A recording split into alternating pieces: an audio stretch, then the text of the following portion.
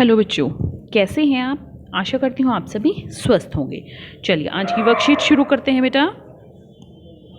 देखिए आज दिनांक है 1 फरवरी 2021 और आज डीओई ने आपकी दो वर्कशीट दी है 158A और 158B। तो ये हिंदी विषय की है और ये ईवीएस यानी आपके आसपास जो बुक है ना आपके आसपास, उसी में से है। तो हम दोनों वर्कशीट करेंगे। पहले हम हिंदी की वर्कशीट कर लेते हैं। आपकी पाठ्यपुस्तक रिमझिम में चावल की रोटियां हैं, उसी से संबंधित ये वर्कशीट है। यहाँ पर आपको अपना नाम, यहाँ अपनी शिक्षक या शिक्षिका का नाम लिखना है। आप सभी ने पाठ चावल की रोटियों को ध्यान से पढ़ लिया होगा। प्रश्न 1, निम्नलिखित गद्यांश को बोलकर पढ़िए और दिए गए प्रश्नों के उत्तर दीजिए। कोको की मम्मी ने धान के खेत में जाने से पहले कोको के लिए चावल की 4 रोटियां बनाकर उसके नाश्ते के लिए रख दी। कोको को चावल की रोटियां बहुत पसंद थीं, इसलिए वह इन रोटियों को किसी और के साथ बांटना नहीं चाहता था। इसलिए कोको ने इन रोटियों को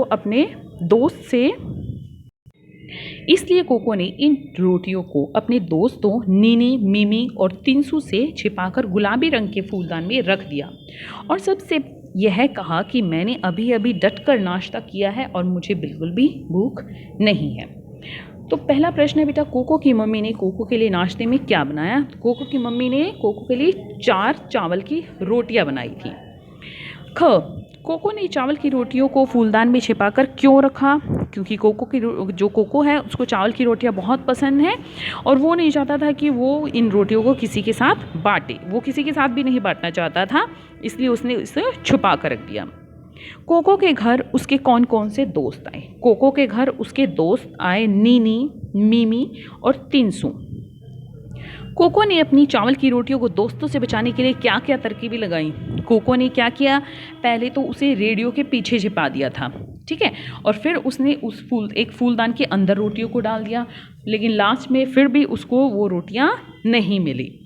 तो अब देखते हैं बेटा, तो ये जो प्रश्न दिए गए हैं इनके उत्तर भी लिखित रूप में आपको मैं वर्कशीट कंप्लीट होने के बाद दिखाऊंगी। तो अब देखते हैं बच्चों, आपने गद्यांश तो पढ़ लिया। अब ऊपर लिखे गद्यांश में आए गहरे रंग के सभी शब्दों पर एक बार फिर से ध्यान दीजिए। ये सभी शब्द लिखे गए वाक्यों को पूर्ण करते हैं। उदाहरण के लिए, कोको को चावल की रोटियां बहुत पसंद है। अगर इस वाक्य में को और की न हो तो वाक्य कुछ इस प्रकार होगा, कोको चावल रोटियां बहुत पसंद है। यह अधूरा लग रहा है। इन दो शब्दों को और की ने इस वाक्य को पूर्ण किया है। शब्दों को आपस में जोड़ने वाले ये शब्द कारक चिन्ह यानी विभक्ति कहलाते हैं। ऊपर लिखे शब्दों में आए गहरे रंग के सभी शब्द की, के, में, के लिए, से, को, ये कारक चिन्ह है। तो प्रश्न 2 है बेटा, उपयुक्त शब्द चुनकर निम्नलिखित वाक्यों को पूरा कीजिए। माँ, पहला है माँ डैश कोको डैश चावल की रोटियां बनाकर रखी थी। माँ ने कोको के लिए चावल की रोटियां बनाकर रखी ने। दूसरा है, कोको डैश रोटियों डैश फूलदान डैश छिपाकर रख दिया। कोको ने, दूसरे में आएगा, कोको ने रोटियों को फूलदान में छिपाकर रख दिया। तीसरे में आएगा बेटा, कोको डैश माँ खेत डैश काम करती थी। कोको की माँ खेत में काम करती थी। चौथे में है, कोको डैश अपने मित्रों डैश झूठा बहाना बनाया। तो इसमें क्या है, कोको ने अपने मित्रों से झूठा बहाना बनाया। ठीक है, तो क्या क्या है, एक बार फिर से लाइनों को रीड कर लेते हैं हम। माँ ने कोको के लिए चावल की रोटियां बनाकर रखी थी। कोको ने रोटियों को फूलदान में छिपाकर रख दिया। कोको की माँ खेत में काम करती थी। कोको ने अपने मित्रों से झूठा बहाना बनाया। तो अब अगला प्रश्न बेटा 3, कोको की मम्मी ने उसके लिए चावल की रोटियां बनाई। आपके घर में चावल की कौन कौन से पकवान बनाए जाते हैं? किन्हीं 4 पकवानों के नाम लिखो। जैसे खीर, चावल की खीर बनाई जाती है। फिर चावल बनाए जाते हैं बेटा, मीठे नमकीन दोनों तरीके के बनाए जाते हैं। फिर पुलाव बनाए जाते हैं,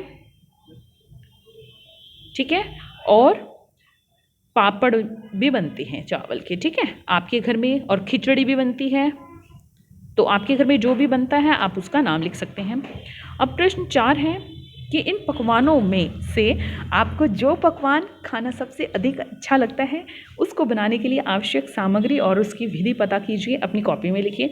अब यहाँ पर मैं आपको खीर की विधि बता दूंगी बेटा।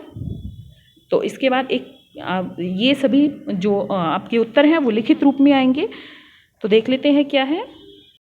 तो देखिए बेटा, ये सभी प्रश्नों के आपको उत्तर दिए गए हैं। यहाँ पर खीर सामग्री में जैसे चावल, दूध, चीनी, मेवे आदि चाहिए। सबसे पहले क्या होगा, अब यहाँ पर विधि थोड़ी अलग हो सकती है। कोई चावलों को पहले उबाल लेता है, कोई पहले दूध को उबालकर उसमें भीगे हुए चावल डाल लेते हैं। उसके बाद उन्हें पकने के बाद उसमें चीनी डाल दे, ऊपर से मेवे डाल दे, तो आपकी स्वादिष्ट खीर तैयार है। तो इसके बाद बेटा आपको कारक चिन्हों के और अधिक प्रयास के लिए आप अभ्यास पुस्तिका के प्रश्न संख्या 98 पर जो इसकी अभ्यास दिया गया है वो करना।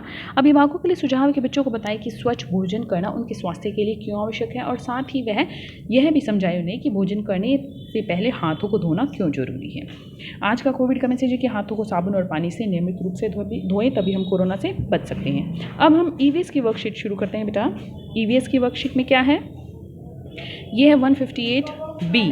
तो इसमें क्या है, फ्रॉम टेस्टिंग टू डाइजेस्टिंग, यानी खाने से उसको पचने का जो प्रोसेस है वो हम रीड करेंगे।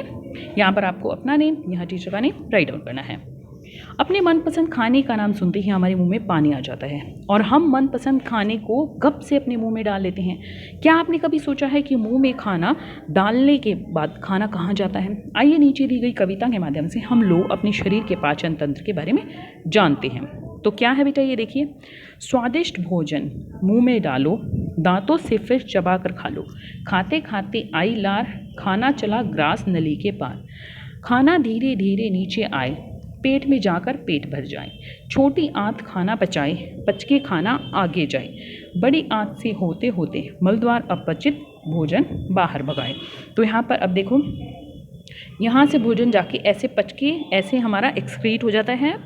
तो इनमें 1, 2, 3, 4, 5 ये जो पॉइंट दिए गए हैं, इनमें आपको ये लिखने हैं कि इनके पार्ट के नाम क्या है।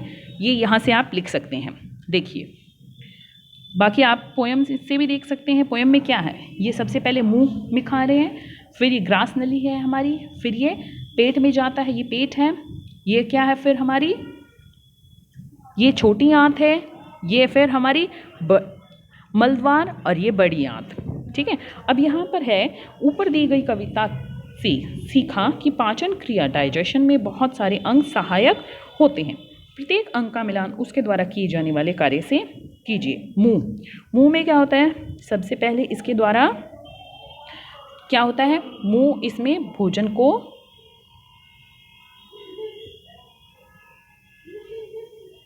छोटे छोटे टुकड़ों में तोड़ दिया जाता है। ग्रास नली से भोजन पेट में जाता है। पेट में पाचक रसों की सहायता से भोजन को पचाना होता है। छोटी आंत में भोजन को एब्जॉर्ब किया जाता है। बड़ी आंत में भोजन से पानी अलग किया जाता है, और मलद्वार, इससे जो भोजन हम खाना हम खा लेते हैं उससे अपचित भोजन बाहर निकल जाता है। बच्चों, जब हम कहते हैं कि हमारे मनपसंद खाने को देखकर हमारे मुंह में लार आ गया, तो आप क्या जानते हैं, उस पानी को क्या कहते हैं? उस पानी को कहते हैं लार। यही लार हमारे भोजन को नम करने में सहायता करती हैं। और अभ्यास के लिए बेटा आपको अपनी वर्कशीट जो अभ्यास पुस्तिका है आसपास की, उसमें 17, 18 और 19 पेज करना है। अभिभावकों के लिए सुझाव है कि बच्चों को बताएं कि बेहतर पाचन के लिए निगलने से पहले हमें भोजन को अच्छी तरह चबाना चाहिए। आज का कोविड का मैसेज है कि हमें सोशल डिस्टेंस मेंटेन रखना चाहिए। जब भी हम घर से बाहर जाएं, सोशल डिस्टेंस मेंटेन रखें, तभी हम कोरोना को हरा सकते हैं।